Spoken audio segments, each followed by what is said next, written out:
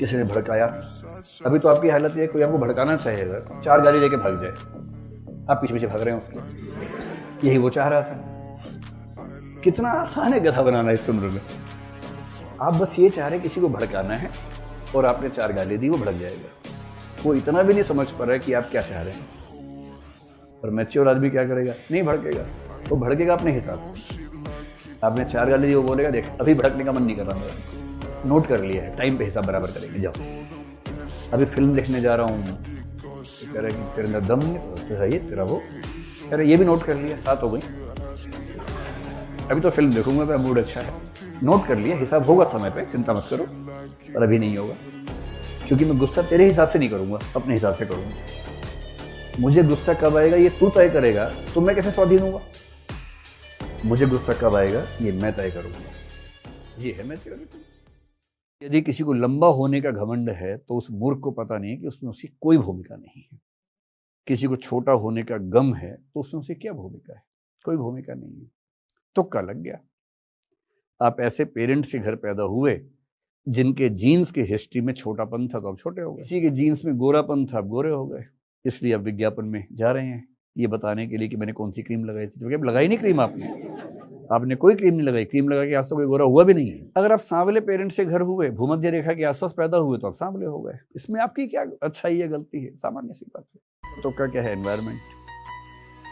आप जिस घर में पैदा हुए उस घर में आपके माता पिता की पढ़ाई लिखाई का स्तर क्या था, उनकी समझदारी का स्तर क्या था, आपको पड़ोस कैसा मिला, रिश्तेदार कैसे मिले, स्कूल कैसा मिला, कॉलेज कैसा मिला, टीचर्स कैसे मिले, ये सब मिलकर आपका व्यक्तित्व डिफाइन करते हैं। और इनमें से एक भी चीज आप तय नहीं करते।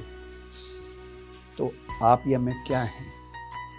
तुक्के से एक घर में एक जेनेटिक स्ट्रक्चर लेके पैदा हुए, दूसरे तुक्के से कुछ भाई बहन, कुछ रिश्तेदार, कुछ माँ बाप, कुछ स्कूल टीचर, कुछ कॉलेज टीचर, कुछ और लोग जिंदगी में आए, कुछ एक्सपोजर मिल गया।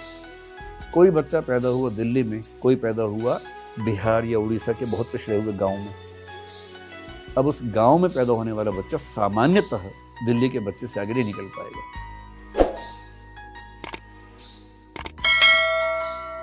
जिनको दुनिया के अलावा कोई मतलब नहीं, जैसे कि मैं, मुझे इस बात से रत्ती भर फर्क नहीं पड़ता कि भगवान है या नहीं है तो है, नहीं है तो नहीं है तो इतना समझदार जरूर होगा कि वो मेरा मूल्यांकन मेरे कर्मों से करेगा, ना कि इस बात से कि मैंने कितने घंटे उसकी भक्ति में गुजारे हैं। तो मैं क्यों भक्ति करूं? मेरा विश्वास है कि अगर ईश्वर है तो तार्किक होगा ही होगा, वैचारिक होगा, समझदार होगा, मूढ़ नहीं होगा। ठीक है? और नहीं है तो फिर मैं वैसे टाइम क्यों खराब करूं अपना? और है तो समझदार होना चाहिए। और अगर है और समझदार नहीं है तब तो मैं और पूजा क्यों करूं? उससे बड़े कि समझदार व्यक्ति से समय गुजारूं मैं। तो मेरा ये विश्वास है। अपने अपने विश्वास का मामला है, जिनको विश्वास है वो पूजा करते हैं। मेरे घर में मुझे छोड़ के बाकी सब धार्मिक लोग हैं, खूब पूजा पाठ करते हैं। पूरा लंबा चौड़ा मंदिर मेरे घर में है।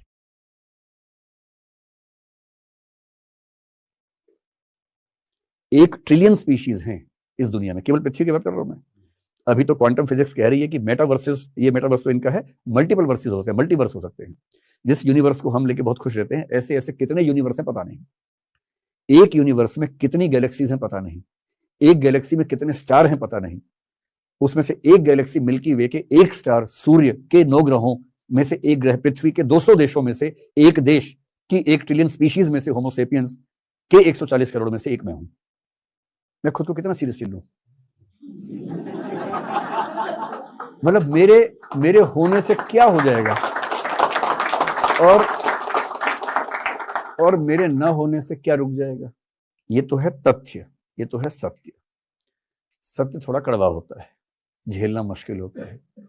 फिलॉसफी पढ़ने का मजा ये है कि आपको सत्य झेलने के लिए तैयार कर देती है। और मैं अपने इस सत्य से सहज हो गया। जो दिल्ली में मध्य वर्ग का है वो तुरंत क्या करेंगे, एक काम वाली को रख लेंगे। उसका काम क्या है? उस बच्चे को पालने में मदद करना। अगर ये ऑफिस गई है तो उस समय संभालना। इस औरत का भी बच्चा उतना ही छोटा है, ये उसको छोड़ के आई है। क्यों छोड़ के आई है? क्योंकि पैसे होंगे तो उसको खाना खिला पाएगी, वरना खाना भी नहीं खिला पाएगी। वो अपने घर से आती है 10-12 घंटे के लिए अमीर घर में। इस बच्चे को 2 माताएं मिल जाती हैं। और इसका गरीब बच्चा, 1 या 2 बच्चे, वो घर में अकेले हैं क्योंकि उनकी माँ खाना कमाने गई है। और यदि ये बच्चा सरकारी स्कूल के माहौल में, जहाँ पढ़ने को भी ठीक से नहीं मिला, और 11, 12, 13 की उम्र तक आते आते खराब व्यवहार करने लगा, छोटे मोटे अपराध करने लगा 14, 15 की उम्र में, और उसके बाद रसूखदार लोग क्या कहेंगे, ये लोग होते ही ऐसे हैं। उनकी मोटी बुद्धि में ये नहीं समाएगा कि अपना विकास करने की शक्ति खत्म हो जाती है गरीब वर्ग की, क्योंकि अमीर वर्ग उनसे उनका परिवार भी छीन लेता है और अपने विकास में उनके परिवार को भी झोंक देता है। जिस दिन टारगेट पूरा हो जाएगा मोटिवेशन आ जाएगा, जिस दिन टारगेट पूरा नहीं होगा डिमोटिवेशन आएगा।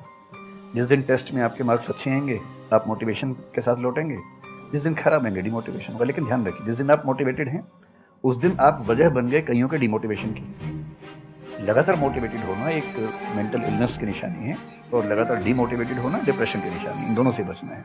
तो डिमोटिवेशन की बहुत हाइप है, इतनी हाइप की जरूरत नहीं है, थोड़ा बहुत हो, एंजॉय कीजिए उसको। और जब जब लगे कि ज़िंदगी बहुत ख़राब चल रही है, तो मैं जो करता हूँ, अजीब सा लगेगा आपको, मैं कभी कभी शमशान घाट चला जाता हूँ। सच कह रहा हूँ, ये सुनिए आपने वीडियोस में भी कहा है। सच में चला जाता हूँ, या ट्रॉमा सेंटर चला जाता हूँ देखने के लिए। ट्रॉमा सेंटर में जाके 1 घंटा बैठ के आ जाइए, मोटिवेशन आ जाएगा। और शमशान घाट में जाके देख लीजिए कि हम जैसे हमसे कम उम्र के लोग वहाँ जल रहे होते हैं, तो लगता है हम जिंदा तो हैं। जो हमारे पास है वो हमें नज़र नहीं आता, जो नहीं है वो नज़र आता है। दुनिया जिसे कहते हैं जादू का खिलौना है, मिल गया सो मिट्टी है, नहीं मिला वो सोना है। तो मनी डजंट मैटर, ये लाइफ में कितना पैसा कमाने के बाद कहा जा सकता है।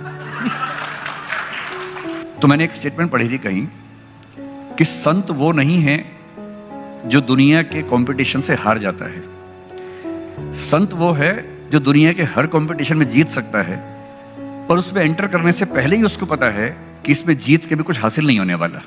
तो ये रियलाइजेशन किसी किसी को पैसा कमाने के बाद आता है, किसी को उसके बाद भी नहीं आता है, और किसी किसी को उसके पहले भी आ जाता है। एक एग्जाम्पल है कबीरदास, साईं उतना दीजिए जा मैं कुटुंब समाए, मैं भी भूखा ना रहूं साधु न भूखा जाए। सिर्फ इतना चाहिए कि पेट भर जाए और कोई मेहमान आए तो उसका पेट भर जाए। उन्होंने पैसे को हाथ तक नहीं लगाया कभी। इसका मतलब ये नहीं कि वो नहीं कमा सकते थे। तो कुछ लोगों की भूख कभी खत्म नहीं होती, कुछ की एक लेवल पे खत्म होती है, कुछ शुरुआत के समय ही खत्म कर लेते हैं। डिपेंड करता है कि उस व्यक्ति का व्यक्तित्व कैसा है, पर्सनैलिटी कैसी है। दुनिया में कोई भी शोषण करने के 2 तरीके हैं। एक तो ये कि किसी को मार पीट के शोषण कर लीजिए, लेकिन उसमें शोषित व्यक्ति को यह पता होता है कि मेरा शोषण हो रहा है। वो गुस्से में भी रहता है और ताक में रहता है बेसिकली। और जिस दिन उसको मौका मिल जाता है अपने शोषण की व्यवस्था या व्यवस्थापक को समाप्त करने का, उस दिन व्यवस्था या व्यवस्थापक समाप्त हो जाता है। यह शोषण का घटिया तरीका है ना, जिसको ठीक से करना नहीं आता वो इसे इस्तेमाल करते हैं। दूसरा होता है शोषण का फाइन आर्ट, जो कलात्मक तरीके से करते हैं। वो शोषित व्यक्ति को एहसास नहीं होने देते कि उसका शोषण हो रहा है, बल्कि कभी कभी तो ये एहसास करवा देते हैं कि उसके लिए गौरव की बात है कि उसका शोषण हो रहा है। ऐसे लोग बड़े कायदे के होते हैं, बहुत समझदार होते हैं। यदि बच्चे सुसाइड करते हैं तो मैं साफ साफ कह रहा हूं, एक बहुत प्रसिद्ध कविता है, उसकी एक लाइन है, दिखाई दे या ना दे पर शामिल जरूर होता है, हर खुदकुशी में दरअसल हत्यारा शामिल होता है। खुदकुशी नहीं होती, हत्या होती है। अंतर सिर्फ इतना है कि वो एक आदमी ने मर्डर नहीं किया, समाज ने मिलकर किया है। और जब समाज मर्डर करता है तो वो खुदकुशी उसका नाम है। और समाज एजेंट बनाता है पेरेंट्स को, और पेरेंट्स गलत नहीं होते। पेरेंट्स पे अपना प्रेशर बहुत ज्यादा है सोसाइटी का। मैं ये नहीं कह रहा कि पेरेंट्स को टांग दीजिए, पेरेंट्स पर भी बहुत प्रेशर है, लेकिन पेरेंट्स को समझना पड़ेगा कि अगर समाज के प्रेशर को उन्होंने बढ़ा के या उतना का उतना बच्चे पर डाल दिया तो फिर पेरेंट होने का मतलब क्या होगा। तो पेरेंट्स को तो ढाल होना चाहिए अपने बच्चों के लिए, ना कि और प्रेशर क्रिएट करने वाला मैकेनिज्म होना चाहिए। मैं अक्सर एक बात कहता हूँ कि दूसरे मेरे बारे में क्या सोचते हैं, अगर ये भी मैं सोचूंगा तो वो क्या सोचेंगे, तो फिर मैं क्यों इतना सोचूं। इमोशनल और प्रैक्टिकल में हमेशा विरोध नहीं होता है, कभी कभी साथ भी चल सकता है। और सिर्फ इमोशनल कुछ नहीं होता, सिर्फ प्रैक्टिकल कुछ नहीं होता, प्रोपोर्शन का डिफरेंस होता है। जब इमोशंस आपके दिमाग पर बहुत हावी हों तो फैसला करने से बचना चाहिए, स्पेशली बड़ा फैसला। छोटा तो ठीक है कि आपके दोस्त ने कहा कि दोस्त नहीं एक फिल्म नहीं देखेगा मेरे साथ, आप इमोशनल हो जाके देख ली फिल्म, क्या हो गया, कोई नुकसान नहीं हुआ। पर कोई ये कहे कि तुम मुझसे प्यार नहीं करते, शादी नहीं कर सकते मुझसे और हमने शादी कर ली, ये ठीक नहीं है। सिर्फ इमोशंस में आके बहुत बड़ा फैसला मत कीजिएगा, चाहे वो करियर का हो, चाहे पार्टनर का हो, चाहे कोई भी फैसला हो। प्रैक्टिकल इतना नहीं हो जाना है कि आप मशीन, रोबोट या पत्थर बन जाएं, क्योंकि आप कितने भी सक्सेसफुल हो, यदि आप इमोशनली सक्सेसफुल नहीं है, इमोशनली स्टेबल नहीं है, इमोशनली वेलबींग के स्टेट में नहीं है, तो आपकी सक्सेस किसी काम की नहीं है। देखिए, सच बात यह है कि इस दुनिया में एक भी व्यक्ति ऐसा नहीं है कि जिसके बिना दुनिया एक सेकंड भी रुकने वाली है। ये एहसास बना रहे तो ठीक रहता है, वरना आदमी ज़्यादा धौंस में रहता है और एक दिन पता लगता है कि वो नहीं रहा, क्या हो जाता है उससे। कई ऐसे मूर्ख लोग आपको मिलेंगे, कहेंगे कि मुझे भारत के सब राज्यों की राजधानी याद है, तुम्हें? अच्छा, राजधानी याद होने से क्या हो गया? है तो ठीक, अच्छी बात है, आपकी मेमोरी अच्छी है, तारीफ कीजिए उसकी। कुछ लोगों को दुनिया के हर देश की राजधानी याद है, उनकी मुद्राएं भी याद हैं, और कुछ बच्चों के साथ भी ऐसा होता है, वो टीवी में भी आ जाते हैं, और उसके ऐसा एक बच्चा दिख जाए टीवी में, बाकी हर घर में बच्चा पिटता है फिर उसके बाद। जबकि अगर मुझे सारे देशों की राजधानी याद है तो इससे क्या हुआ? राजधानी वही की वही रही उसके बाद भी, इससे क्या हुआ? सिर्फ इतना साबित हुआ कि मेरी मेमोरी अच्छी है, मैं एक अच्छा तोता हूँ, एक अच्छी मेमोरी है। मेमोरी अच्छा होना बुरी बात नहीं है, पर मेमोरी का मिसयूज करना बुरी बात है, और ये एक लेवल के बाद मिसयूज ऑफ मेमोरी है। अरे मेमोरी है तो बढ़िया चीज़ याद कीजिए, राजधानियों से क्या होगा? और 1000 बढ़िया चीज़ें हो सकती हैं याद करने की, उन पर गौर करना चाहिए। तो मेमोरी नहीं, विजडम, और विजडम का मतलब है विवेक, समझदारी, सही और गलत में अंतर कर पाने की क्षमता, इसको बोलते हैं विजडम या विवेक।